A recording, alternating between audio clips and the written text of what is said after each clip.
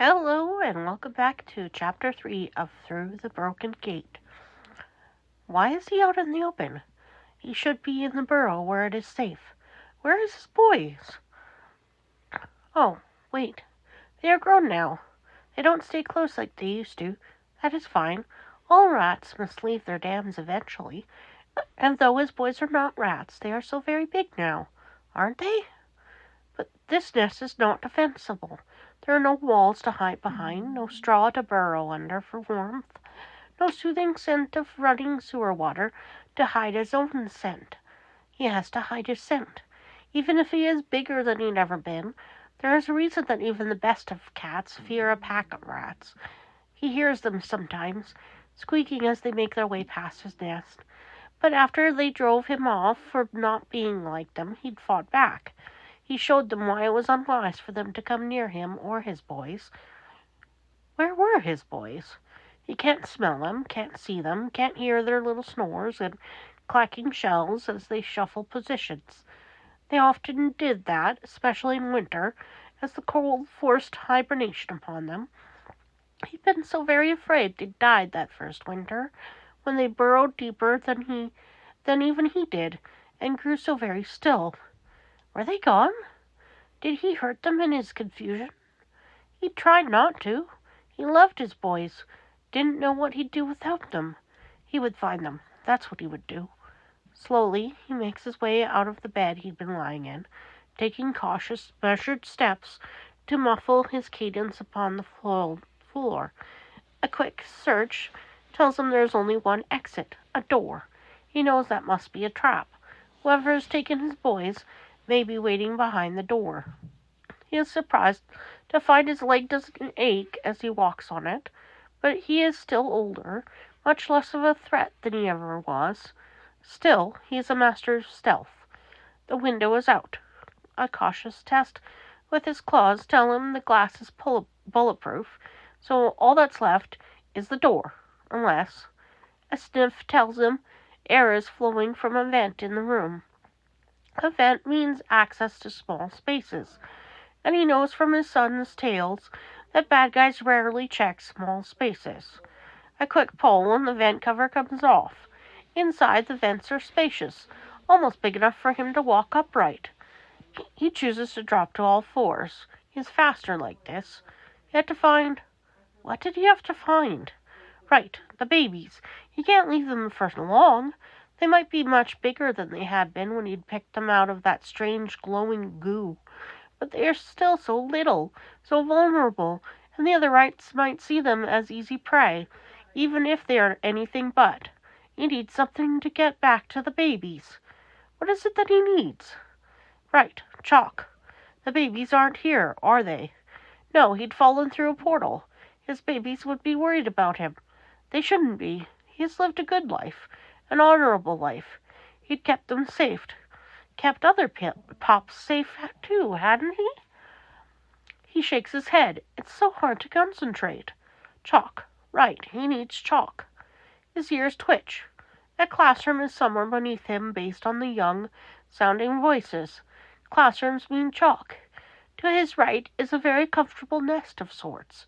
It doesn't smell like his son's or himself. Maybe this was an old nest, from before his mutation? He doesn't really remember much beyond fighting the other rats who didn't like him very much at the time. It is entirely possible he'd forgotten this nest. It may not smell like him, but there is a somewhat distinct familiar scent. The odd white mutant who'd asked him questions. Right. That one probably wouldn't mind another rat using his nest. Even if it smells like humans he doesn't know, from the long scarf, the bright pink t-shirt, and an old aviator's jacket strewn about.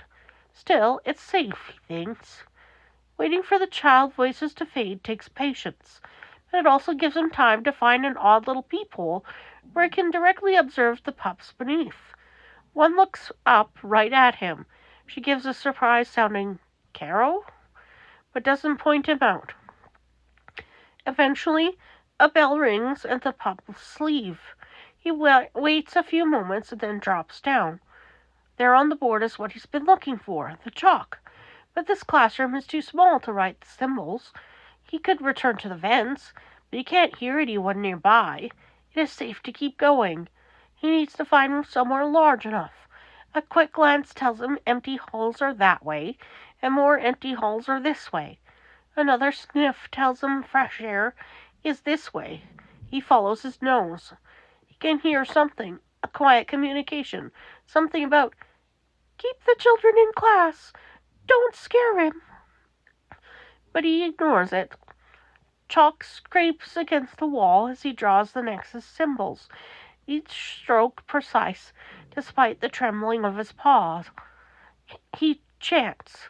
For a heartbeat, the air shimmers. Hope flares, and then it dies. The portal flickers out. He stares at the wall, tracing the fading lines. "What am I to do now?" he whispers to no one. "The way is blocked. My sons. My home." His tail lowers, his shoulders droop. What am I to do with the time I have left? Nezu had been searching for the name Hamato since hearing it while keeping as close an eye on as possible on the progress made on Kirigiri, none. The progress made on Tamura, also none. The boy hadn't talked since being taken into protective custody by Toshinori. He'd found nothing. So the options were, 1. Splinter was lying about his family name. Entirely possible. Nezu had made up his own name, after all. 2. The Hamato name existed before computer records, or was deleted. Also possible. He deleted all of his records, after all. 3. The Hamato name was a dead end. Also very possible.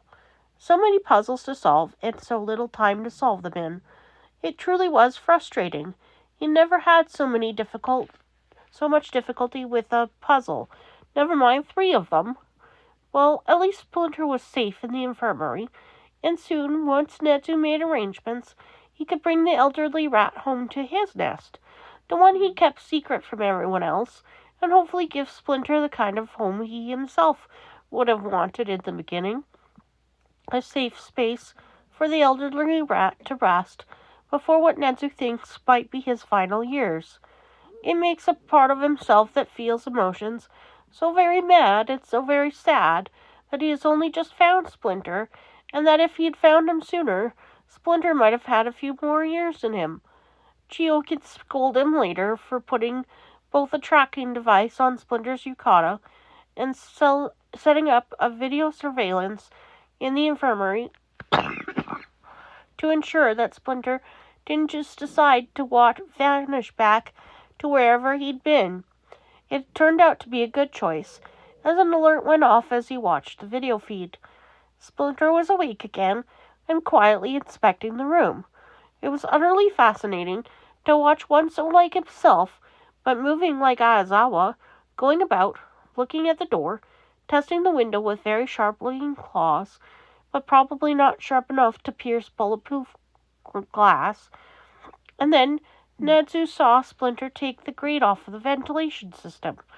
He sent ahead a notice to the heroes on staff to keep the kits in class, and then watched the signal from Splinter go straight towards Aizawa's classroom.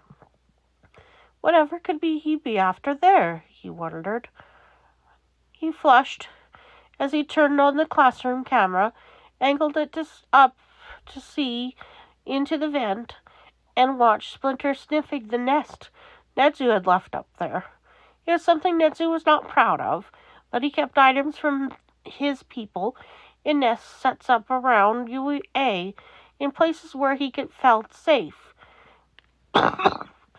He watched Asui lock eyes with Splinter, make a soft "Caro?" noise as if questioning the intruder, and then relax when Aizawa gave her a subtle "it's okay" signal. He'd have to make sure to put notes on Asui going into some underground hero's attention at work study time. Observational skills like that should be rewarded and encouraged. He angled the camera to watch when Splinter dropped silently from the vents and grabbed chalk, of all things, from the board. That answered what Splinter had been after. But why? And then Splinter spent time just standing in one of the practice gyms, and Netsu was determined to find out the answers to his questions, as well as to ask Splinter specifically to stay.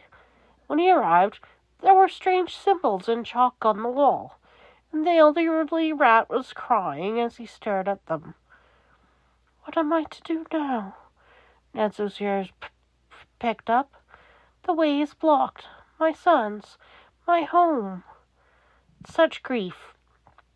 Netsu came forward as Splinter's tail drooped. What do I do with the time I have left? You could stay. Please stay. Let this be your den. Let me care for you. Netsu knows he sounds desperate. He does not care. He wants Splinter to stay. I want to go home, but I cannot. No, Netsu agreed, reaching for Splinter's paw. But perhaps you can find home here, with me. Splinter glanced at the strange symbols once more, slowly traced them with a shaky paw, then nodded, a weary, hollow gesture. Netsu had to hide how his tail twitched in happiness. It was not how he'd wanted the other to agree to stay, but he'd take what he could get. And that's the end of that chapter.